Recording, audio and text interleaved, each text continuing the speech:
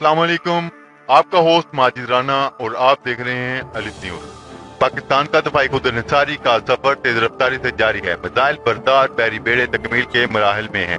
आज की अहम खबर से आगाह करते चलें कि कराची शिपयार्ड में तैयार होने वाला 32 टन फुल टग पाक बहरिया के हवाले कर दिया गया। 13 नॉट रफ्तार वाले टग के चारों तरफ मजबूत फेटस नस्ब हैं जो कि बहरिया के तमाम जहाजों को खींचने की सलाहियत रखते हैं। फुल टग का पाक बहरिया के हवाले करने की तकरीब बुध को कराची डॉकयार्ड में वाक़िया शिपयार्ड पर मुनक्किद हुई, जिसके मेहमान खुसूसी vice chief of naval staff vice admiral Kaleem Shaukat थे। मेहमान खुसूसी की तकरीब से खिताब करते हुए कहा कि शिपयार्ड जहाज साजी की सनत में अहम किरदार अदा कर रहा है।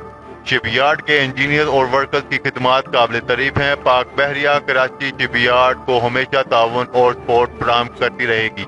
उन्होंने कहा कि कराची शिपयार्ड हमेशा पाक बहरिया के इत्मीनान पर पूरा उतरा है। जल्द शिपयार्ड में तैयार होने वाले मजीद जंगी बेड़े भी पाक बहरिया का हिस्सा होंगे। उन्होंने कहा कि सी पैक से प्राइवेट सेक्टर को फरोग मिलेगा। गवर्नमेंट और प्राइवेट सेक्टर को इस मौका से फायदा उठाना चाहिए।